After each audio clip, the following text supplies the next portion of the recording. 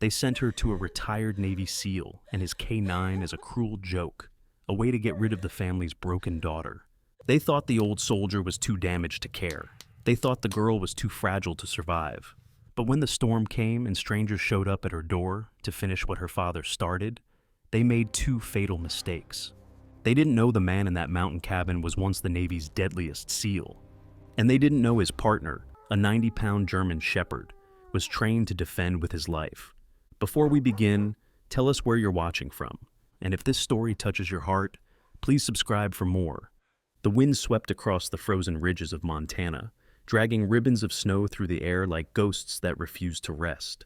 The morning light was pale, filtered through a sky the color of pewter, and the mountains stood silent in their white armor. The only sound came from the creak of an old wooden cabin where a fire tried and failed to keep the chill at bay. Inside sat Ethan Rhodes, a man who had long since stopped expecting warmth. Inside sat Ethan Rhodes, a man who had long since stopped expecting warmth. Ethan was 45, broad-shouldered, with the kind of posture that no amount of retirement could erase. His face bore the quiet geometry of hardship. Strong jaw, gray-flecked beard, and lines etched deep around his eyes. His hair, once dark, was now streaked with silver that matched the frost on the window panes. Those eyes, gray with a hint of blue, carried a look of someone who had seen too much and felt too little afterward. Once a Navy SEAL, Ethan had lived through missions that had erased friends and faith alike. The last one, a desert ambush gone wrong, had cost him 3 teammates and the part of himself that believed in redemption. He'd built this cabin in the mountains afterward, not for peace, but to punish himself with silence. Across the room, Shadow, his German shepherd, lay curled near the stove. The dog was 8 years old, large and muscular, his coat a blend of black and tan that caught the firelight like burnished bronze. One ear had a small notch, a scar from their deployment days, and his right hind leg bore a faint limp. Shadow was loyal, disciplined, and protective, yet even he had softened in his master's solitude. When Ethan spoke, which wasn't often, Shadow listened as if the two shared a secret language born of mutual survival. Ethan reached for the kettle, pouring hot water into a chipped mug. The letter on the table lay unopened, its wax seal unbroken, marked with the insignia of the Montana Veterans Rehabilitation Program, an organization he had once agreed to support but never contacted again. He'd received their newsletters, their pleas for reintegration assistance, and ignored every one of them, until today. The envelope sat there, weightier than paper had any right to be. He finally tore it open. The handwriting was neat, almost feminine. "Mr. Rhodes, we are sending you a volunteer for the winter months, someone with experience in animal care and home assistance. Her name is Clara Shaw.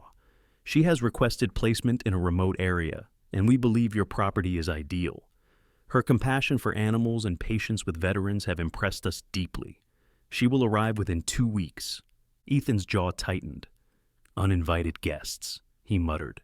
Shadow lifted his head, alert, sensing his unease. "Don't look at me like that," Ethan said softly. "You wouldn't like it either." But the name, Clara Shaw, lingered in his mind like a distant melody. He'd heard it before, years ago, though he couldn't yet remember where. He read the letter again, slower this time, tracing each word as though meaning might change with repetition. Compassion, patience, experience with animals. The irony stung. Those were qualities his own life had worn away. He leaned back in his chair, rubbing the scar that ran from his temple to the edge of his beard. The memories crept in. The night sky over Kandahar, the thunder of mortars, the last scream he never got to answer. Ethan had survived not because he was lucky, but because death had found others first. And in the years since, he'd never quite forgiven himself for that. Outside, the wind howled, shaking the shutters. Ethan looked at the small photograph above the fireplace. 4 men in combat gear, smiling under the desert sun. His hand lingered there for a moment before falling away. "I'm sorry," he whispered to the ghosts, his voice hoarse from disuse. Shadow rose, padding over to press his head against Ethan's leg, as if sensing the shift in his heartbeat. Ethan smiled faintly and scratched behind the dog's ear. "You and me, buddy. That's all we need." But even as he said it, he didn't believe it. The silence had grown heavier these past winters, the kind that wrapped around the heart like snow around roots, slowly, suffocatingly. Maybe that's why he hadn't thrown the letter into the fire. Maybe deep down, he wanted to hear another human voice again. He walked to the window. The valley below was a white expanse of stillness. Tracks from deer and foxes cut patterns across the snow. Somewhere far off, a hawk circled, a dark fleck against endless white. It reminded him of the woman he'd once seen at a roadside animal shelter years ago, before he'd withdrawn completely from the world. She had been kneeling in the mud, her hands cradling a wounded stray, while everyone else stepped away in disgust. Her dress had been ruined, her hair wind-tossed and brown like autumn leaves, but her voice, calm, low, and kind, had silenced the chaos around her. Could it be her? No, it was impossible. That woman had been too young back then, maybe in her early 20s, but the name, Clara Shaw. The thought refused to fade. He sank into his chair, staring at the fire until the edges of the room blurred. The crackle of wood filled the cabin, mingling with the low breathing of shadow beside him. The letter lay open on the table, its edges curling from the heat. He imagined what kind of person would volunteer to live in isolation, with a broken man and his aging K9. Perhaps she was one of those cheerful do-gooders, armed with optimism and hot cocoa, thinking she could fix a soldier's mind. If so, she'd turn back after one night. No one stayed long up here, not after seeing the way Ethan woke from nightmares, screaming, drenched in sweat, calling out names that never answered. He pushed away the thought and stood, pacing the length of the cabin. Shadow followed, his claws clicking against the wooden floor. "You think we should let her come?" Ethan asked quietly. The dog tilted his head, amber eyes gleaming in the firelight. Ethan sighed. "Yeah, I don't know either." He folded the letter, slid it into his pocket, and opened the cabin door. The cold hit him like a slap, sharp and clean. The world outside was dazzling, every branch heavy with frost, every breath visible in the air. The silence was so vast, it seemed to hum. Ethan looked toward the road leading down to the valley. It had been unused for weeks, covered in snow, untouched by tires or boots. In 2 weeks, he thought, a stranger would walk up that road. Someone who didn't know what ghosts waited here. He turned back inside, Shadow close behind him, and sat again by the fire. The letter still weighed on his mind, but now the unease carried something else, a faint stirring of curiosity, or maybe hope, though he was afraid to name it. Ethan leaned back, staring into the flames until they blurred into memory. "Clara Shaw," he murmured again, as if testing how the name felt against his tongue. The dog's ears twitched at the sound, and somewhere in that flicker of light and shadow, Ethan allowed himself one rare, unguarded thought. Maybe this winter won't be like the last. Outside, snow began to fall again, soft and relentless, erasing the world beyond the window. In the heart of Helena, Montana's capital, the winter light fell coldly through the tall windows of the Shaw residence, a 3-story house of glass and granite that looked more like a fortress than a home. Inside, the warmth was only an illusion. Every polished surface reflected a family that had long forgotten how to speak gently to one another. At the center of the dining table sat Senator Charles Shaw, a man in his late 50s with iron-gray hair and a face carved by decades of politics. His suit was immaculate, his tie precise, his expression the measured calm of someone who had lied so often he'd learned to enjoy it. Power had made him cautious, but also cruel. The smallest wrinkle in his public image could feel like a threat to his empire. Across from him sat Margaret Shaw, tall, elegant, and cold as marble. She was once the pride of Helena's social circle. Auburn hair swept perfectly into a twist, pale skin that rarely softened into a smile, and eyes that glittered like blue frost. Margaret had mastered the art of silence, the kind that cut deeper than shouting. Her voice, when she used it, could turn any sentence into a verdict. Their 2 older daughters, Victoria and Isabel, completed the picture of success. Victoria, 29, the eldest, had her father's sharp features and his calculating charm. She dressed in tailored suits and spoke in headlines, always aware of an invisible audience. Isabel, 26, was the family's darling, golden-haired, clever, with a laugh that could melt donors' hearts. But beneath the laughter lived the same cold ambition that ran in their blood. And then there was Clara, 23, the youngest, sitting quietly by the kitchen door, hidden from view, listening to the voices that would decide her future. Clara was slender, almost fragile in appearance, with soft brown hair that curled loosely over her shoulders, and eyes the color of green glass catching sunlight. Unlike her sisters, she didn't wear expensive clothes. Her dress was plain, her hands roughened by volunteering at the animal shelter. She carried the unpolished grace of someone who didn't know she was beautiful, and that, in this family, was unforgivable. Charles was holding a letter, the same one Ethan had read that morning in the cabin, though Clara didn't know it yet. "It's settled," he said, tapping the paper against his palm. "The Veterans Program agreed to take her. Remote, quiet, perfect." Margaret lifted an eyebrow. "Perfect for what?" "For removing a problem," Charles replied evenly. "You've seen the papers. The donors asking questions after that hospital scandal. Every time she opens her mouth, another secret crawls out." Victoria leaned forward, her diamond bracelet flashing in the light. "Father, sending her to a cabin in the wilderness? It sounds extreme, even for us." "It's not punishment," Charles said smoothly. "It's opportunity. She'll think she's helping someone in need. It keeps her busy and far from here. Besides," he added with a dry smile, "a veteran and his dog could use the company." Margaret's fingers tapped the table like a metronome of disdain. "You make it sound noble. We both know she doesn't belong in this family's story. Her sentimentality, her obsession with animals, poor people, honesty. It's embarrassing." From her hidden corner, Clara felt the words like stones thrown at glass.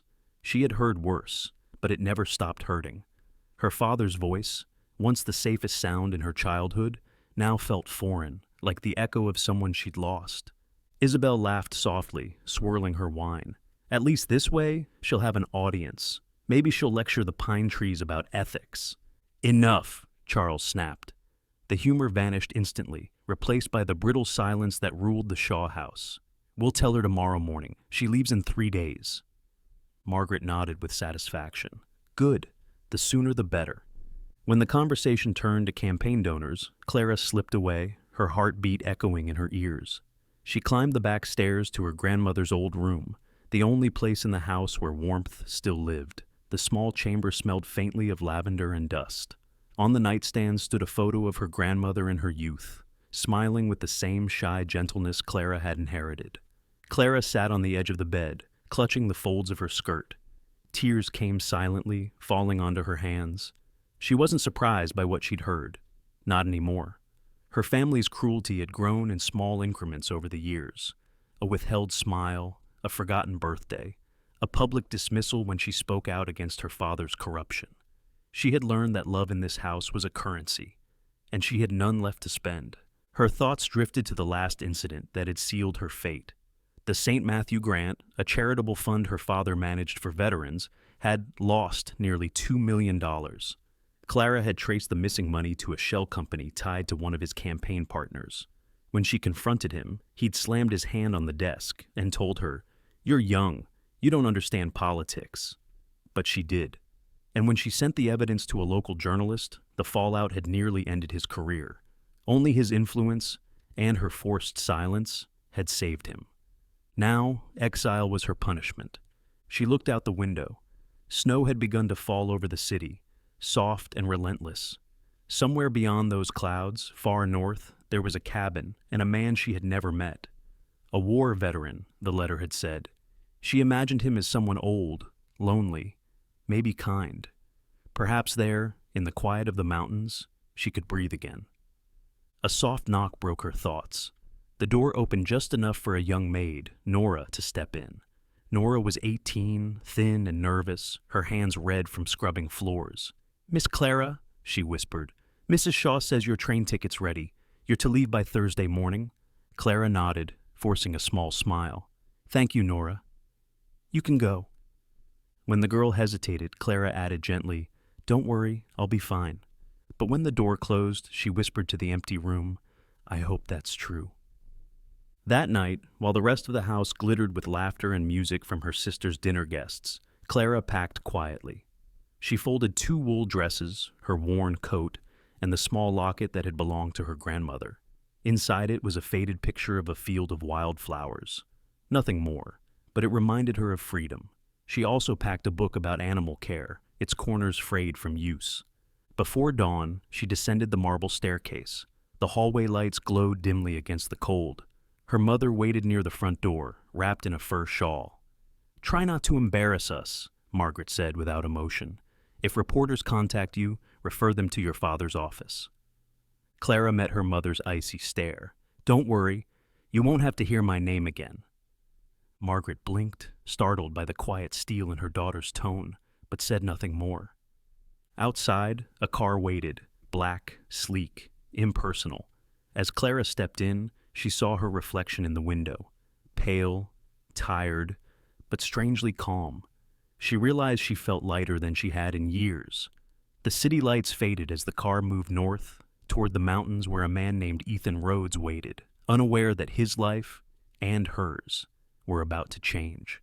The snow thickened, and by the time dawn broke, Helena was just a memory swallowed by the white horizon.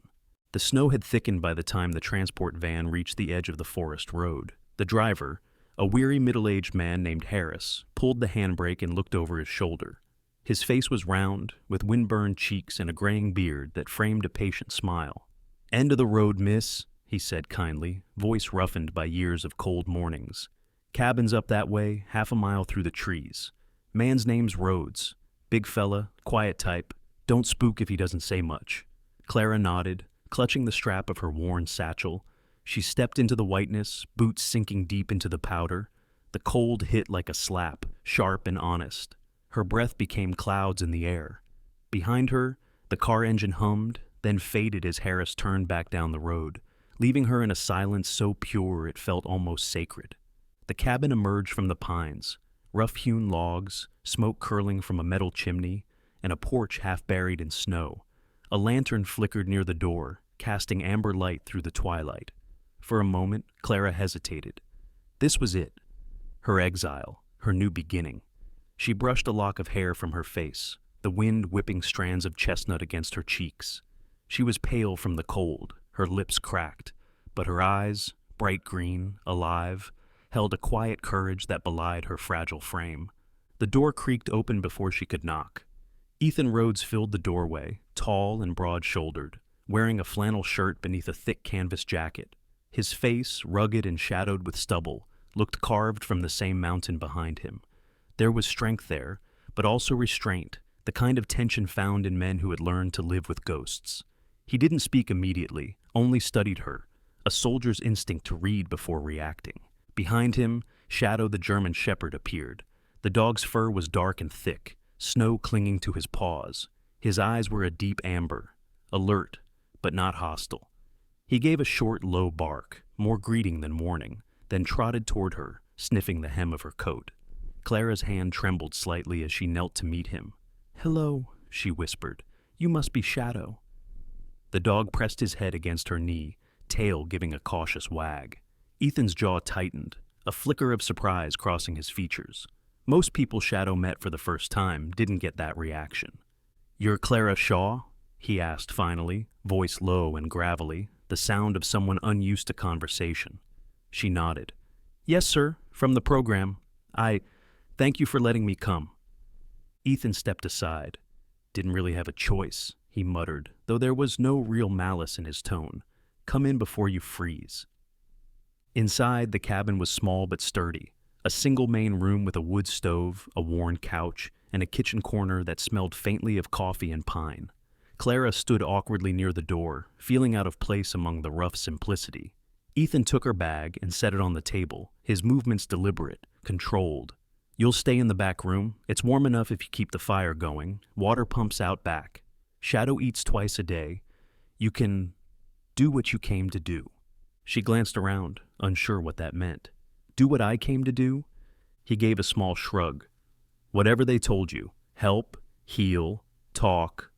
I don't know." His eyes flicked to hers for a brief moment before moving away. "Just don't expect conversation."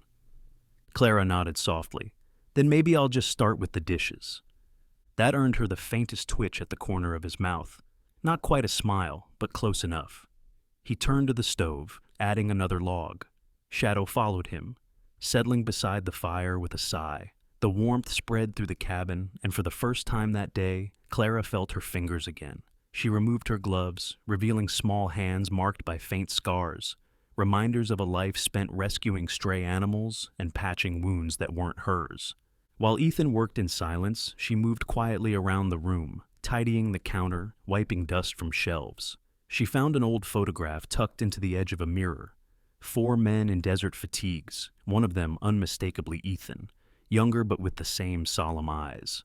She didn't touch it, but she felt the weight of it, the unspoken grief that seemed to hang in the air.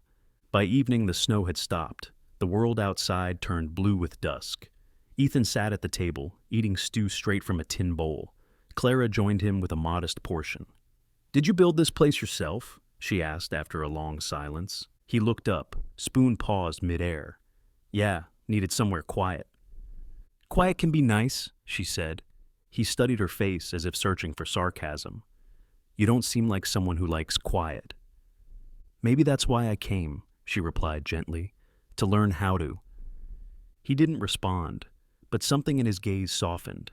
Shadow's tail thumped once under the table. Later, when Ethan stepped outside to check the firewood, Clara washed the dishes. She caught her reflection in the window, tired, yes, but alive. For the first time in months, she felt she was somewhere that didn't demand her to be anyone else. Ethan returned with an armful of logs. "Storm coming tomorrow," he said. "Might snow in again for a few days." She nodded. "Then we'll just have to make the most of tonight." Her voice carried a lightness that surprised even her. He raised an eyebrow. "We?"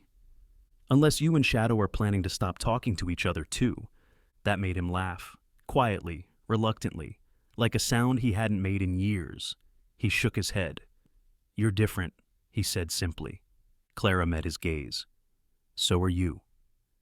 The room fell into comfortable silence after that. Shadow lay between them, head resting on his paws, the fire painting gold across his fur.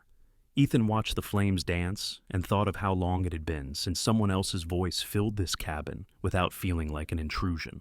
Clara, for her part, watched the man who had once saved her from a violent storm 3 years ago when she'd been stranded on the roadside, helping a wounded stray. She recognized him now, the same eyes, the same quiet strength. Neither mentioned it. Some recognitions were too sacred to disturb. Outside, the night deepened, stars glinting over the snowfields. Inside, warmth crept into corners that had long been cold. Ethan leaned back in his chair, Shadow's steady breathing filling the room. Clara smiled faintly at the sound. For the first time in years, none of them felt alone. The storm rolled in without warning, thick snow pressing against the cabin walls and whispering through every crack in the old wood. Ethan sat at his desk near the fireplace, the flicker of flames painting harsh lines across his face. The night had a strange stillness, the kind that carried memories rather than peace. On the table beside him lay an old military radio, a relic of a past he could never quite silence. It buzzed faintly with static, the sound of ghosts trying to speak. Clara had gone to bed early in the small room down the hall, exhausted after helping him patch the barn roof that afternoon. Her hands were raw from the cold, her hair still damp from melted snow. Shadow slept near the door, head resting on his paws, his body tense even in rest, as if sensing the storm was more than weather. Ethan twisted the radio knob, searching for a signal. A familiar voice broke through the static, the local news broadcast from Helena. Senator Charles Shaw addressed criticism over last year's veterans' budget cuts. Despite opposition from advocacy groups, the senator defended his vote, stating it was necessary to streamline funding and promote efficiency within veteran services. Ethan froze. The name stabbed through him like a blade drawn too quickly. Charles Shaw. He hadn't heard it in years, but would never forget it. That vote had ended the medical transport program that could have saved his team after the Kandahar ambush. He remembered the call for air support that never came, the burning wreckage, and the silence that followed. He turned the volume higher. The announcer continued. Senator Shaw declined to comment on allegations of misused charitable funds related to the St. Matthew grant for veterans. Ethan shut the radio off with a hard twist of his hand. The cabin fell silent except for the crackle of firewood and the pounding of his heartbeat. Charles Shaw, the same last name as the woman sleeping under his roof. His jaw tightened. He looked toward the narrow hallway where Clara's door stood closed, a sliver of light beneath it. His thoughts turned sharp, suspicion seeping in like cold air under the door. Had she known? Was she here to ease her conscience, or her father's? He stood, the floorboards creaking under his boots. Shadow lifted his head, ears pricking. Easy, Ethan murmured, but the calm in his voice didn't reach his eyes. He walked to the hallway, hesitated, then knocked lightly. After a moment, the door opened.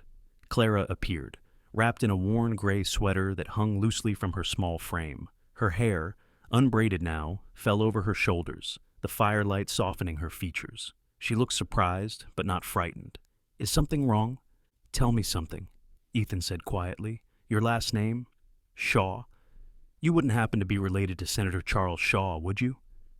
The color drained from her face. For a heartbeat, she said nothing. Then she nodded once. "He's my father." The words landed between them like a gunshot. Ethan's expression hardened, the faint warmth she'd brought into the cabin replaced by cold disbelief. "Your father," he repeated, "the same man who cut funding that left soldiers bleeding out halfway across the world. The same man who smiled on television while my friends died waiting for help that never came." Clara's breath trembled. "I didn't know," she whispered. "I swear I didn't." "You didn't think to mention it?" Ethan's voice rose, sharp and raw. "You came here, pretending to care about veterans, about people like me. What was the plan? To make yourself feel better for what he did? Or did he send you to check if I'm still breathing?" Clara's eyes filled with tears, but she didn't step back. "No. He sent me here because he wanted me gone." That stopped him. The fire cracked loudly behind them. She took a breath, steadying her voice. "He didn't send me to fix anything, Ethan. He sent me to disappear. Because I found out what he was doing, the money he stole, the people he used. I spoke up, and that's all it took to make me a problem." Ethan stared at her, his anger colliding with confusion. The certainty that had fueled his fury wavered. "You expect me to believe that?" She wiped at her eyes, shaking her head. "I don't expect you to believe anything. I just want you to know I came here because I was tired of living in a house where truth didn't matter. I came here because I know what it feels like to be seen as something broken." Her voice cracked. "And maybe I thought someone else might understand that." For a long time, Ethan said nothing. Shadow, sensing the shift, rose from his place by the door and padded toward Clara. The dog pressed his head against her thigh, tail brushing the floor. Clara's fingers trembled as she reached down to stroke his fur. "He's gentle," she whispered. Ethan's shoulders slumped, the fight draining out of him. The image before him, this fragile woman crying beside his old war dog, disarmed him in a way bullets never could. He turned away, running a hand over his face. "You should get some sleep," he said hoarsely. "We'll talk in the morning." Clara nodded silently and stepped back into her room, closing the door with care. Ethan remained by the fire for a long time, staring at the flames. The past and present tangled like smoke, the faces of his fallen team, the senator's polished smile, and Clara's tear-streaked face. Could it all be coincidence? Or was this some twisted fate forcing him to confront the life he had tried to bury? When he finally sat down, Shadow came to rest beside him, nudging his leg gently. Ethan let his hand rest on the dog's head, fingers curling through the thick fur. "What do you think, boy?" he murmured. "Did we just let the wrong person in, or the right one?" Shadow's only answer was a quiet sigh as he laid his head on Ethan's knee. Outside, the storm began to calm, the wind easing into a tired whisper. Inside, something else was shifting. A fracture in Ethan's certainty, a faint, reluctant empathy for the woman sleeping down the hall. He looked toward her door one last time before the fire dimmed. For years, he'd lived convinced that the world only took from him. Now, for the first time, he wasn't sure what it was trying to give. The storm came at dusk, rolling down from the mountains like an angry beast. The wind howled through the valley, tearing at the trees and lashing snow against the windows of the cabin. By nightfall, the world beyond the porch had vanished entirely, only white, endless, and furious. The lights flickered twice, then went out, leaving the cabin wrapped in darkness except for the orange glow of the fireplace. Ethan moved quickly, gathering lanterns and blankets. His face, usually calm and guarded, now showed sharp lines of worry. He wore a thick flannel shirt under his coat, his beard dusted with melting snow, his gray eyes alert and restless. Clara appeared from the hallway, her sweater too thin for the cold that had begun to creep inside. Her cheeks were flushed, breath misting in the dim light.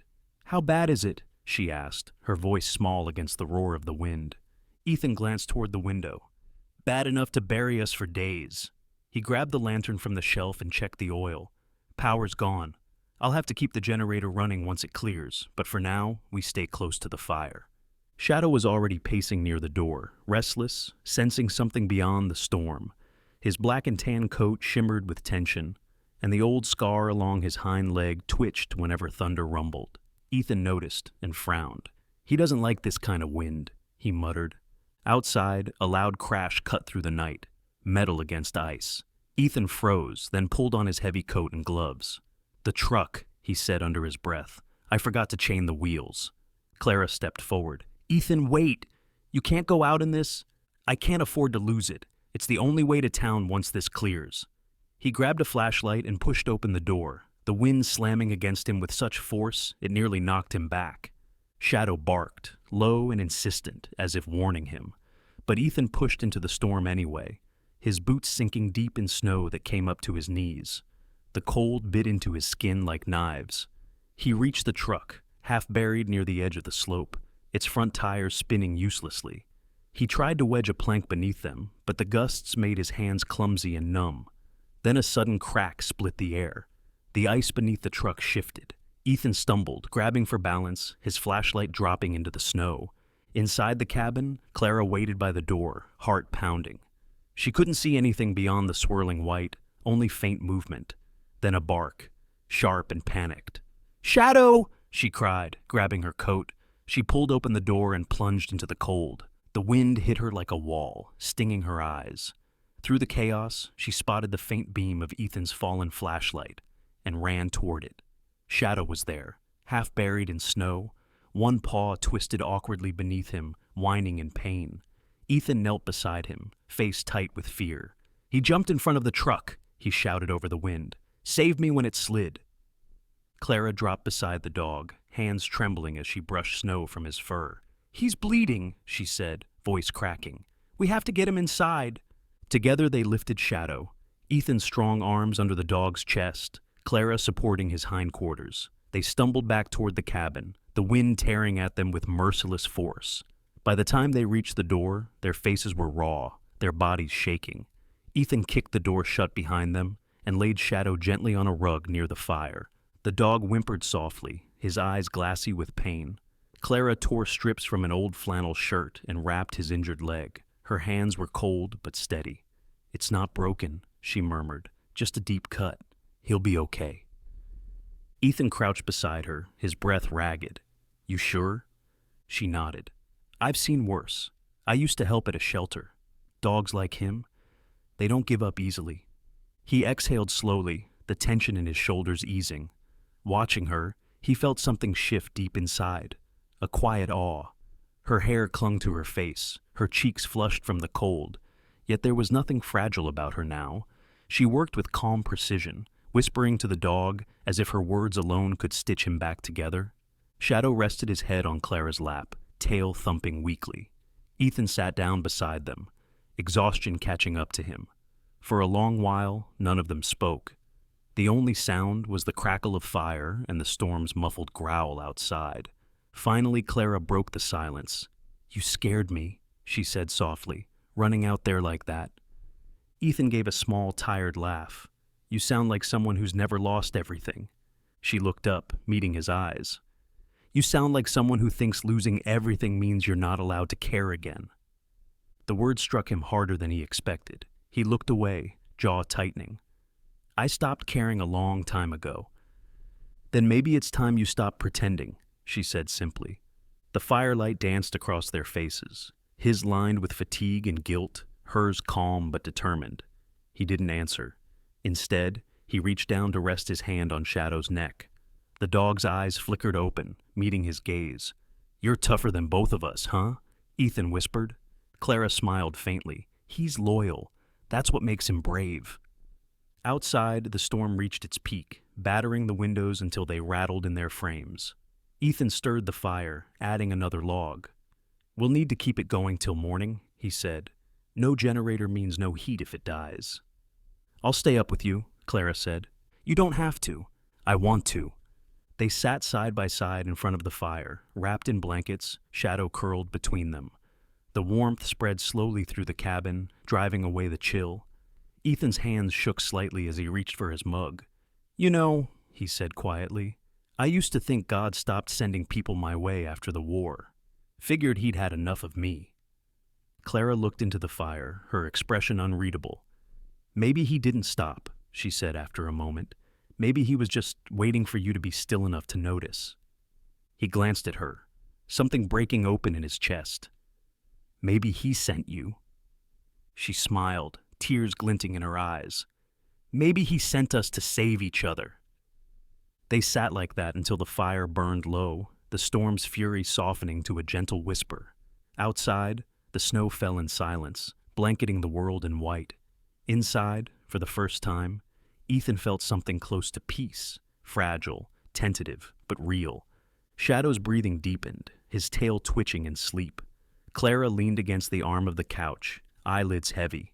Ethan watched her for a long time, the warmth of the fire reflecting in her face, and thought that maybe, just maybe, the winter had finally started to thaw. By the time the last of the snow melted, the world around the cabin had transformed. The white silence of winter gave way to the murmuring of water, the gentle hum of bees, and the scent of thawed earth. In the meadow below the hill, green shoots pierced through the soil, defiant and alive. Ethan stood on the porch, hands in his pockets, watching sunlight stretch across the land. His beard was shorter now, streaked with silver, and the hard lines in his face had softened. For the first time in years, he looked like a man not haunted, but at peace. Clara came out carrying 2 mugs of coffee. She wore a simple blue dress, the kind that caught the breeze and shimmered like the lake below. Her hair, once tangled and weary, now shone chestnut under the sun. She handed him a mug, her eyes reflecting that same quiet strength that had once drawn him from his solitude. You've been staring at that field all morning, she teased. Trying to believe it's real, Ethan said, smiling faintly. A year ago, this place was just wood and snow. Now look at it. Down in the yard, Shadow trotted proudly beside 3 younger dogs, rescues from shelters and veteran programs. His once injured leg had healed, leaving only a faint scar beneath the fur. The younger dogs followed him closely, mimicking his movements as he led them through obedience drills. Clara had joked that he was the best instructor they could have asked for. Ethan, watching him now, agreed. The property had grown since that night of the blizzard. Where there was once only a barn, now stood a wide training yard, a small office cabin, and a painted wooden sign that read, Valor Haven, Rescue and Renewal for Veterans and K9S. It had taken months of work, a modest grant, and help from 2 of Ethan's old SEAL teammates, Cole Bennett and Marcus Hale, both men in their 40s, scarred in different ways. Cole, tall and broad, with a fading tattoo of a trident on his forearm, had lost partial hearing from an explosion in Kandahar. He was loud, stubborn, and good with dogs, the kind of man who turned pain into jokes because it was easier than silence. Marcus, in contrast, was quiet and lean, with dark hair cut short and sharp eyes that missed nothing. Years as a medic had left him gentle, yet guarded. They had both drifted for too long before Ethan called them. Now they trained others like them, men and women who had come back from war but couldn't quite find their way home. Each week, veterans arrived, some with their service dogs, others without, carrying invisible wounds. Clara greeted them all with that calm voice of hers, offering coffee and listening as if each story mattered. For many, it was the first time someone truly did. Ethan handled the training, Marcus the medical side, and Cole kept the mood light. Shadow supervised everything, pacing the grounds like a patient guardian. One morning, a new trainee named Dylan Moore arrived. He was 30, with sun-bleached hair, a missing finger, and the restless energy of someone trying not to think. He had served under Ethan years ago, back when orders came through static-filled radios and survival was a coin toss. Ethan didn't recognize him at first, not until Dylan saluted awkwardly and said, "You taught me how to track under fire, sir. Guess I never stopped following orders." Ethan clasped his shoulder firmly. "You're not under orders anymore, son. You're here to breathe." Dylan smiled faintly, his eyes wet with something unspoken.